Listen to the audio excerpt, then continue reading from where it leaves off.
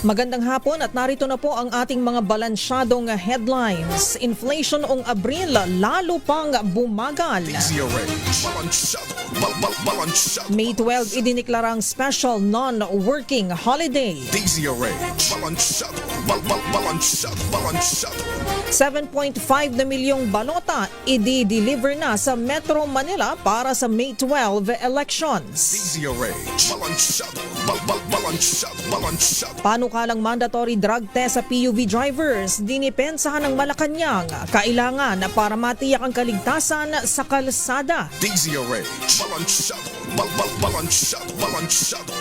Halos 19,000 pasaway na driver na sukol ng LTO dahil sa paglabag sa batas trapiko sa Calabarzon.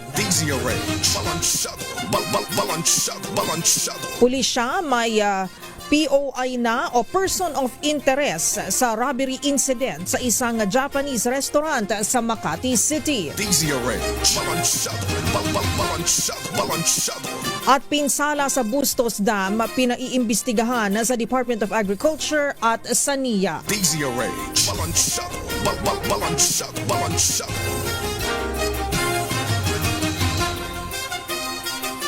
At yan ang ating mga balansyadong headlines. Narito naman po ang mga detalye ng ating mga balansyadong balita. Lalo pang bumagal ang inflation rate ng Pilipinas sa ikatlong pagkakataon. Sa ulat ng Philippine Statistics Office na itala sa 1.4%, ang headline inflation nitong Abril mas mababa sa 1.8% inflation noong nakaraang Marso. Ito na ang pinakamababang inflation ng bansa mula noong November 2019 na naitala sa 1.2%. Ayon sa PSA, pangunahing dahilan nito ay ang mas mabagal na pagtaas ng presyo ng food and non-alcoholic beverages. Epektibo ang mga hakbang na mapababa ang presyo ng mga pangunahing bilihin at serbisyo. Ito ang ibinida ng pamahalaan matapos maitala ang 1.4% na inflation nitong Abril. Base sa datos, ito na ang pinakamabagal na inflation rate na naitala ng bansa mula noong Nobyembre ng taong 2019. Ayon kay Department of Economy, Planning and Development and DepDev USEC Rosemary Edelion, kabilang sa mga intervention ng gobyerno ay ang monitoring ng Department of Agriculture lalo na sa high-value crops. Bukod dito, nakatulong din umano ang pagpapalawak ng kadiwa sa buong bansa.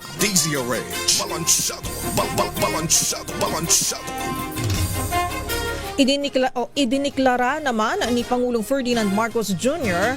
ang Mayo 12 bilang special non-working holiday nationwide sa ilalim ng Proclamation 878. Presidential Proclamation 878, kailangang ideklara bilang special non-working holiday ang May 12 para matiyak na makalalahok ang sambayanan sa idaraos na pambansang halalan. Ang deklarasyon ay bilang tugon sa kahilingan ng Commission on Elections o COMELEC para makaboto ang mamamayan sa nakatakdang eleksyon o eleksyon 2025. Ayon sa Pangulo, sadyang mahalagang eleksyon para matiyak na magtutuloy-tuloy ang mga programa at proyekto para sa sambayanang Pilipino. Inumpisahan naman na ng COMELEC ang pag-deliver o i-deliver sa Metro Manila ang 7.5 na milyong balota na gagamitin sa May 12 elections. Sinabi ni COMELEC Chairperson George Garcia na unang dadalhin ng mga balota sa Caloocan, tapos susunod sa Marikina, Pasig, Valenzuela, Quezon City, Malabon, Navotas at San Juan. Isusunod naman bukas ang shipment sa Muntinlupa, sa Pateros, sa Taguig, lungsod ng Maynila, sa Makati City, Pasay, Las Piñas, Mandaluyong at sa Parañaque City. Ayon kay Garcia, ang mga official ballots ay dadalhin sa Treasurer's Office ng bawat LGUs bago ipamahagi sa mga polling precincts sa May 11 o isang araw bago sumapit ang botohan.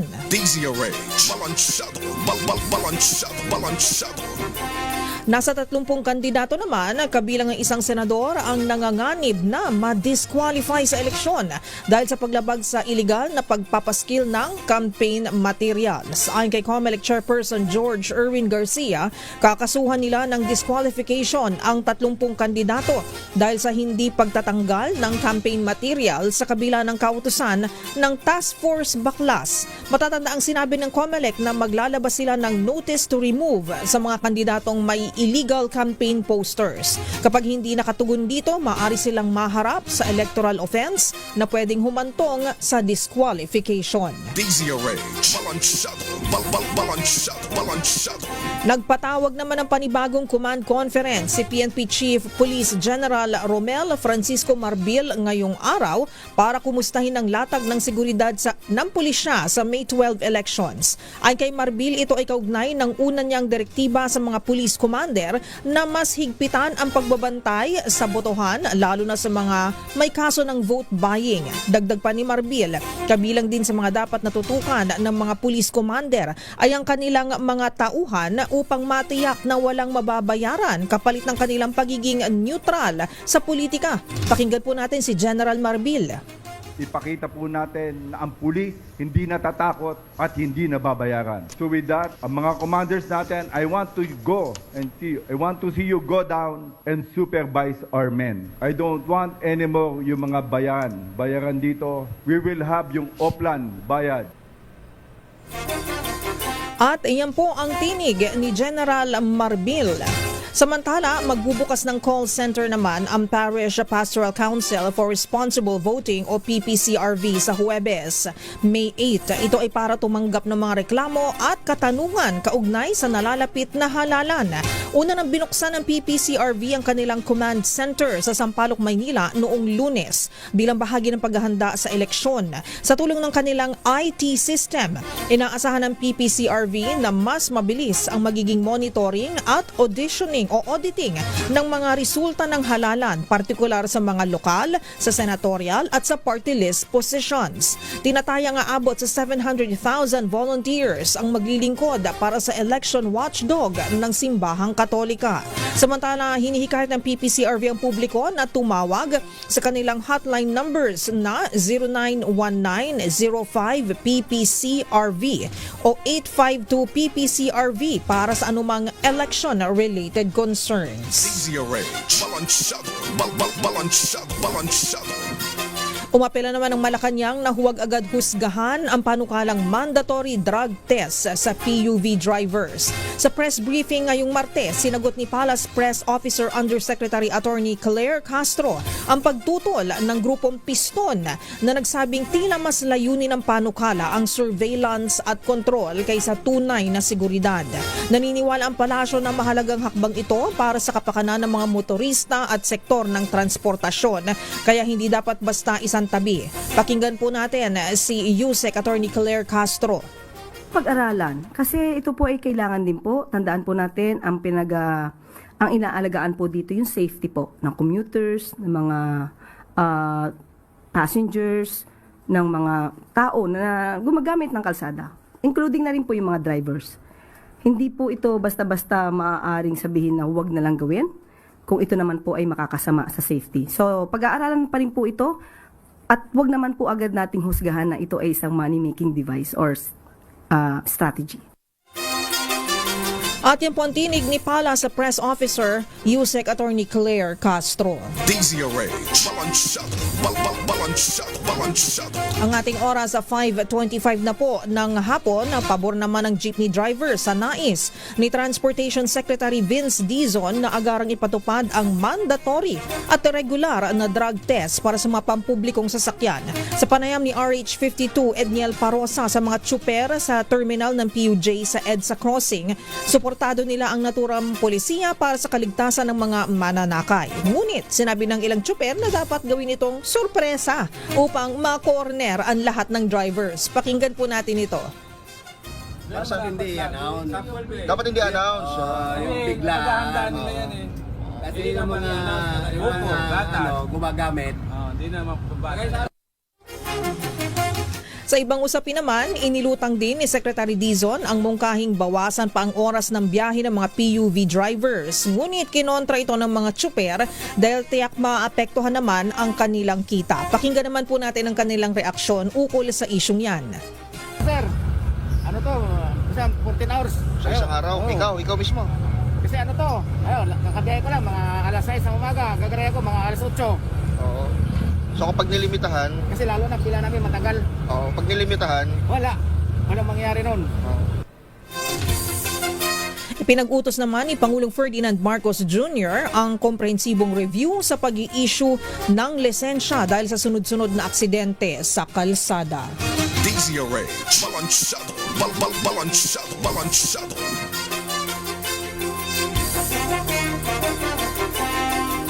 Samantala, nasukol ng Land Transportation Office o LTO sa Calabarzon ang 18,761 na drivers at may-ari ng sasakyan dahil sa paglabag sa iba't ibang mga patakaran sa batas trapiko. Sa ulat ng LTO Calabarzon para sa buwan ng Abril, kabilang sa mga nahuli, ang 8,099 na kaso ng unregistered motor vehicles, 5,045 na hindi gumagamit ng seatbelt habang 61 naman ang kolorum. Ay kay LTO Regional Director Elmer J. Decena, kailangan ng mas mahigpit na pagpapatupad ng batas trapiko upang masigurong kaligtasan ng publiko sa mga kalsada. Unang inilunsad ni LTO Assistant Secretary Vigor Mendoza II ang Stop Road Crash Campaign para sa road safety. Kasunod ang direktiba ni Transportation Secretary Vince Dizon. Habang kahapon naman ay pinag-utos ni Secretary Dizon ang pagsasailalim sa mandatory drug test sa lahat ng driver ng pampublikong sasakyan upang matiyak ang kaligtasan ng publiko sa mga kalsada. DZRH, balansyado, balansyado, balansyado. May persons of interest na ang Makati City Police sa holdapan sa isang Japanese restaurant sa Pasay Road sa Makati. Si NCRPO Director Major General Anthony Aberin mismo ang nagkumpirma sa DZRH at sinabing nagpapatuloy ang ginagawa nilang case build-up. Nagsagawa na sila ng backtracking sa mga CCTV na posibleng nakahagip sa dalawang armadong lalaki na parehong may suot na helmet at uniforme ng isang motorcycle taxi. Sinabi ni Aberin na ang naturang MC Taxi Company ang tatayong complainant sa kaso habang walang balak magreklamo ang Japanese customer na natangayan ng wallet na may 25,000 pesos. Samantala, ipinagtaka naman ni Aberin nang isoli ng mga suspect ang mga ninakaw na cellphone mula sa mga biktima maliban sa wallet na pasimpleng ibinulsa ng isa sa mga suspect. DZRH, balansyado, balansyado, balansyado. Pinaiimbestigahan naman ni Bulacan 6th District Representative Salvador Caador Pleito ang tinamong pinsala ng rubber gates ng Bustos Dam noong nakalipas na linggo. Bunsod nito, kinalampag ni Congressman Pleito ang Department of Agriculture at National Irrigation Administration. Ayon sa kinatawan, dapat ma-review ang structural integrity ng Bustos Dam upang hindi na mag-collapse ang rubber gates nito lalo na sa panahon ng tag-init. Batay sa impormasyon, nagkaroon ng malakas na pressure ang rubber gates hanggang sa ito ay bumigay dahil sa matinding init. Bilang isang civil engineer by profession, nababahala si Pleito sa posibilidad na maulit sa iba pang dam ang nangyari sa Bustos Dam na tinatawag din bilang ang Gut After Bay Regulator Dam. DZRH, balansyado, balansyado, balansyado. Samantala, ang ating oras 5:30 na po ng hapon. Hindi lang basta trabaho kundi hanap buhay na may sapat na sweldo at benepisyo ang pangunahing agenda ng 106 Trabaho Party List. Ayon sa partido, hindi lingid sa kaalaman ng lahat ang malaking hamon na kinakaharap ng labor sector sa bansa. Ito ang dahilan kung bakit itinatag ang 106 Trabaho Party List upang tugunan ang mga pagsubok na pinagdadaanan ng mga karaniwang manggagawa. Siniguro ng Trabaho Party List na sila ay magiging kaagapay ng labor sector sa pagsusulong ng kanilang interes sa susunod na Kongreso. Tinukoy ng partido ang pagbalangkas ng mga batas na magiging long-term solution sa mga karaniwang hinaing tulad ng mababang sweldo at mga benepisyo. Samantala, habang nalalapit ang halalan sa May 12 ay patuloy na lumalakas ang rating ng Trabaho Party List sa mga latest survey mula sa SWS, Pulse Asia at WR Numero Research. Ating oras sa 5:31 na po ng hapon. Magbabalik po tayo makalipas ang ilang mga paalala at yan po ang ating mga nagbabaga. Mainit pa po ng mga balansyadong balita. Dito lamang po sa DZRH Balansyado. Ako po si Miss O, Miss Karen Oyong. Ang ating oras, 5:31.